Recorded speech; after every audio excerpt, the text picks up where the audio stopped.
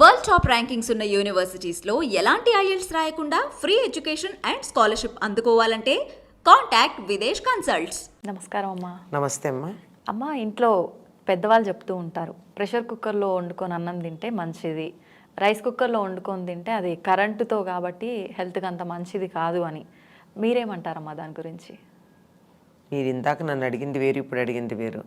Gas stove మీద pressure cooker అంటే gas స్టవ్వేగా అమ్మా. అది ఎట్లా అవుతుంది? మీరు చెప్పేసేయండి. డైరెక్ట్గా వండుతారు కదా. డైరెక్ట్ తక్కువే అమ్మా, ఇప్పుడు అంత హడావిడి లైఫ్. మీరు అనుకుంటున్నారా ఈ మధ్య అందరూ డైరెక్ట్గా ఉండడం మొదలు పెట్టారు తెలుసా? అన్నం వండినప్పుడు ఏం జరుగుతుందమ్మా? అన్నం బియ్యం ఘన పదార్థం, నీళ్లు ద్రవ పదార్థం. అవును. ఈ రెండిట్లోనూ మధ్య సంయోగం చెంది ఏమవుతుంది? బియ్యం ఇంతలాగా అవుతున్నాయి అన్నంగా. మధ్యలో గాలి ఉంది. ఈ గాలి ప్రెషర్ కుక్కర్లో ఒత్తిడి వల్ల జరుగుతుంది. ఓకే. ఇంగ్లీష్లో చెప్తారు అది పక్కాతా నహి ఫటాతా అని. అంటే పప్పు కుక్కర్లో పెడితే ఉడకదుట, పగులుతుందిట. ఓకే. ప్రెషర్తో చేస్తున్నాం కదా. అవును. అందువల్ల అది ఆరోగ్యానికి మంచిది కాదు అని చెప్పి ప్రెషర్ కుక్కర్లో వండడం ఆరోగ్యానికి మంచిది కాదు అంటున్నారు. నాకు అప్పుడప్పుడు అనిపిస్తుంది ఈ పదం విని, ఆ ప్రెషర్ కుక్కర్లో పదార్థాలు తినే ప్రెషర్గా ఉందంటున్నామేమో మనం, అంటున్నామేమో. అదే. కానీ ఆరోగ్యకరంగా అన్నం ఉండాలి అంటే అన్నం వండేటప్పుడు గాలి తగలాలి, గాలితో సంయోగం నేరుగా ఉండాలి. ప్రెషర్ కుక్కర్లో మీకు ఎంత గాలి ఉంటుంది? కొంచెం అక్కడక్కడే ఉడుకుతుంది. ప్రెషర్ కుక్కర్లో కింద నీళ్లు ఉంటాయి కానీ గిన్నెలో నీళ్లు తక్కువే. మీరు అదే స్టవ్ మీద నేరుగా పెట్టి అన్నం వండారనుకోండి, మరికొన్ని ఎక్కువ నీళ్లు పడుతూనే ఉంటాయా? అవును. అక్కడ ప్రాణవాయువుతో సంయోగం చెంది ప్రాణశక్తి అందులో ప్రవేశిస్తుంది. ఇందులో ప్రవేశించదు అని చెప్పి ఈ మధ్య కొన్ని పరిశోధనలు చెప్తున్నాయి. ఓకే. బాగానే లాజికల్గా అనిపించింది వినడానికి నాకు. మీరు ఎలక్ట్రిక్ కుక్కర్ గురించి అడిగారు, రైస్ కుక్కర్. రైస్ కుక్కర్లో నేరుగా వండితే అనారోగ్యం. ఎందుకంటే జర్మన్ సిల్వరే ఉంటుంది.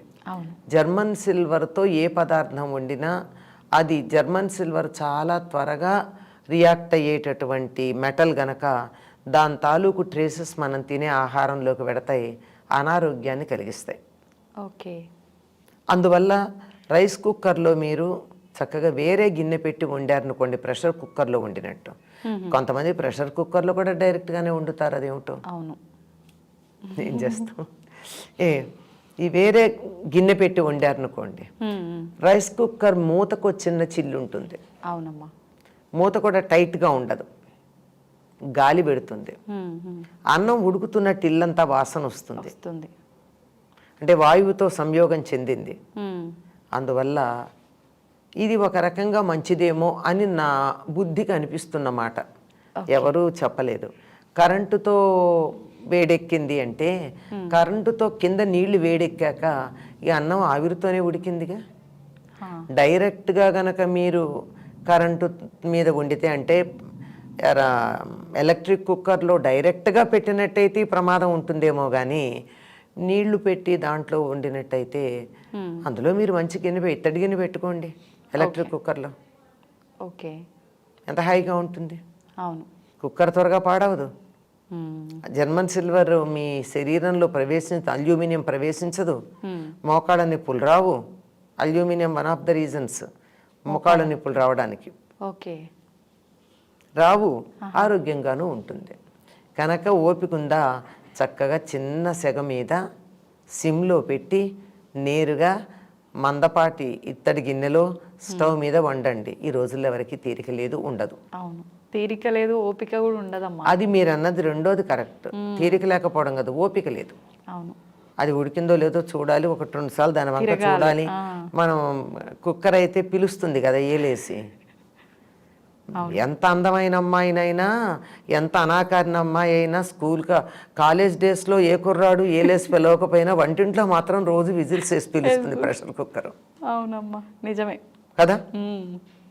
మరి అట్లాంటిది పిలుస్తుంది గనక హ్యాపీ అని అనుకున్నా, నేరుగా కాలలేదు, గాలితో సంయోగం లేదు. అందువల్ల దానికన్నా గాలితో సంయోగంగా ఉండే అన్నాన్ని ఉండేట అన్నం వండుకు తింటే ఆరోగ్యం. చాలా బాగా చెప్పారమ్మా, ధన్యవాదాలు.